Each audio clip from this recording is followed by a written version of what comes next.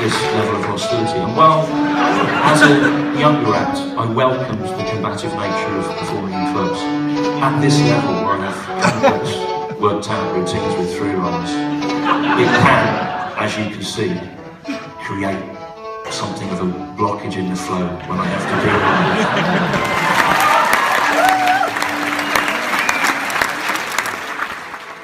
Sorry for the shakiness of the handheld footage you just saw of British comedian Stewart Lee talking to a heckler.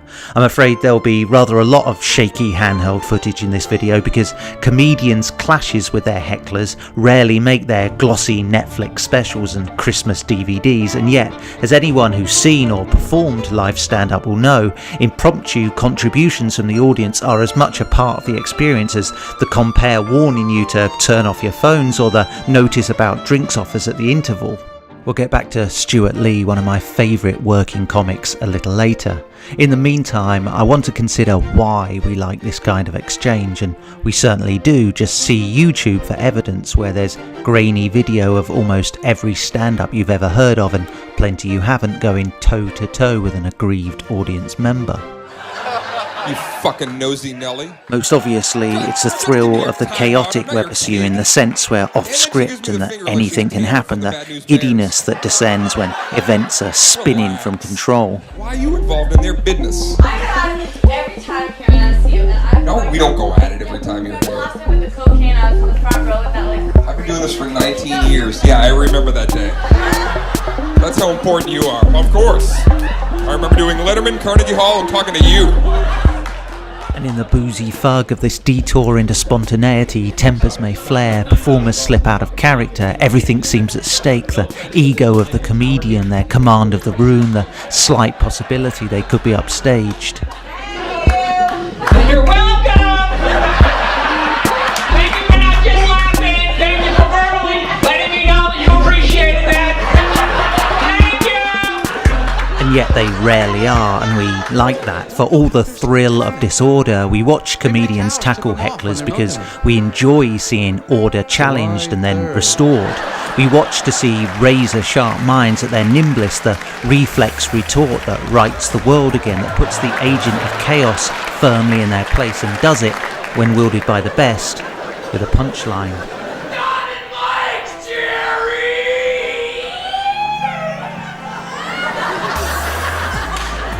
I didn't understand you, sir.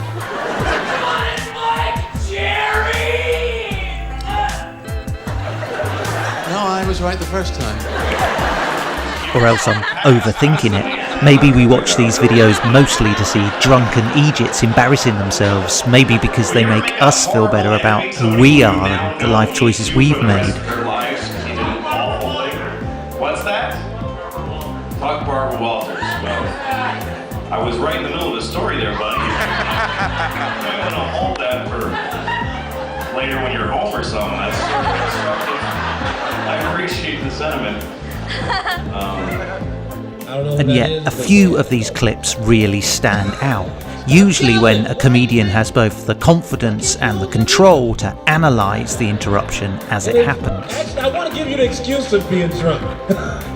And not just being a shitty, obnoxious person. I hope you're drunk. Because I've done shit when I was drunk. Not interrupt the show that 1,100 other people are watching. But,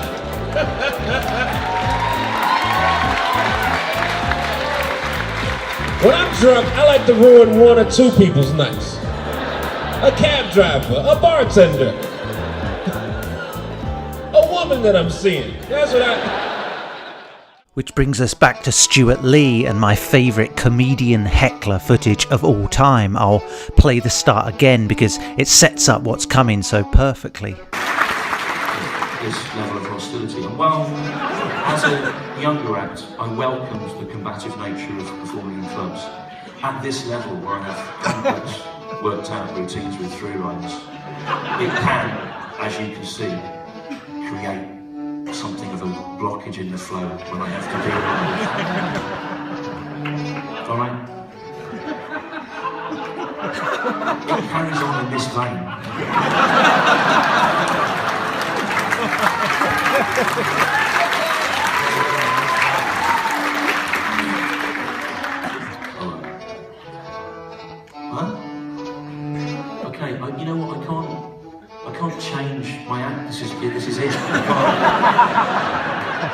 I can't. Well, I understand that you're disappointed that you've given up the time to come, but it's not what you want. Huh? I know, but I can't do something else now. This is what I do. I can't. There's not time to construct a bespoke act based around you.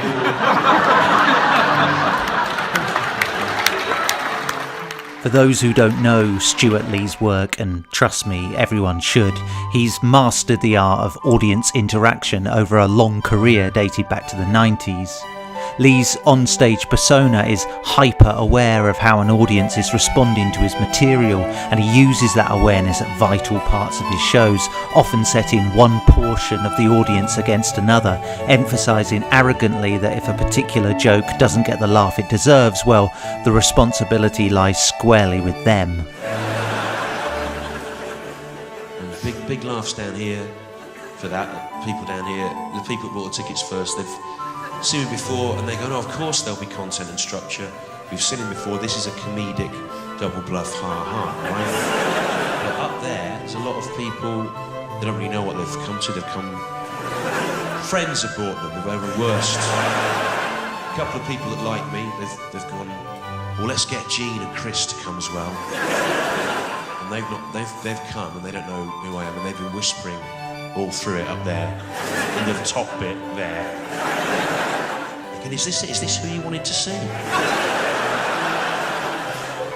It seems like an aggressive lecture.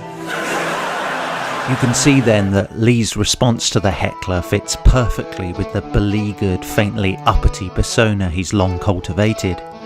And I think it goes further. There's a lesson here, perhaps, in how to handle disruption when it occurs in our own lives, because, strangely enough, the very best heckler footage is about connection, about proper connection between two or more people in the most contrived of circumstances at the circus, with one half amplified, spotlit and on stage, and the other unmiked and bathed in shadow. Right, what we've got here is a person who's under the mistaken belief that they're funny.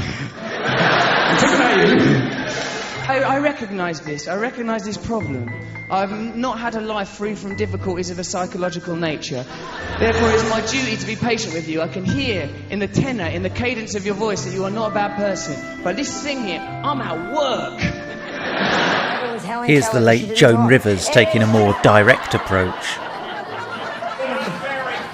Yes, it is. And if you don't, then leave. Funny if you have a deaf son. I happen to have a deaf mother. Oh, you stupid ass. Let me tell you what comedy is about. Go ahead and tell me. Oh, please. You are so stupid. Comedy is to make everybody laugh at everything and deal with things, you idiot. My mother is deaf, you stupid son of a bitch. Don't tell me. And just in case you can hear me in the hallway, I lived for 9 years with a man with one leg. Okay, you asshole, and we're going to talk about what it's like to have a man with one leg who lost it in World War II and then went back to get it, because that's fucking littering. Finally, if there's a metaphor at play here, it's that we tend to think of our lives in narrative terms as fluid acts that take us from youth to old age, and which, of course, are nothing but a delusion. This is why disruptions feel transgressive and dangerous, and why Stewart Lee's encounter with his heckler resonates with me so strongly. Because these disruptions and obstacles, they are the true narrative. They can be the show. Lee's speech to the man disappointed by him is great because it shines a light on his own personal failures and shortcomings, and by doing so, turns them into the stuff of comedy gold. I can't do what you want me to do. I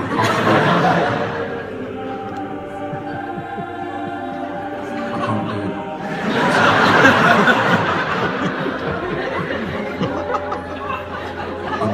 I'm genuinely, I'm sorry that it's annoyed you. I'm sorry that you got here and it wasn't what you hoped.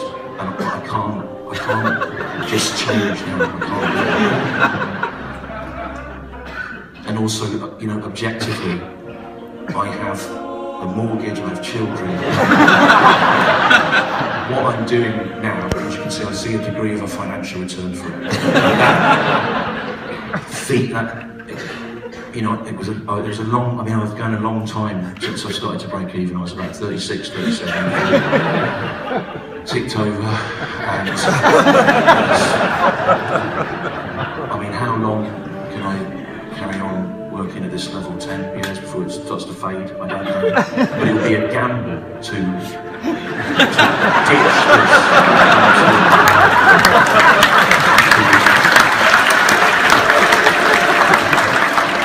To try and fulfill whatever it is you think I should do. It's too, I mean, even if you're right, I've gone too far down this. I'm as much a prisoner of my expectations, of myself, as you are of yours. And that was the common ground we have.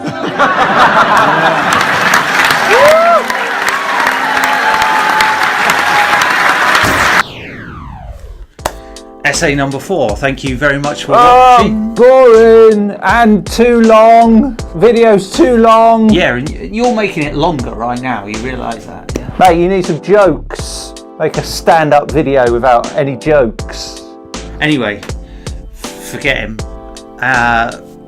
Thank you for watching this video essay. If you liked it, please subscribe to the Earth to Submission channel. Yeah, tell them how often you. What's your problem? Download you. Every week, single week. Same Yeah. thing. Yeah. Every week, art, movies, stand-up, a little bit of politics. I promise, it's going to be good. Don't give up the day job.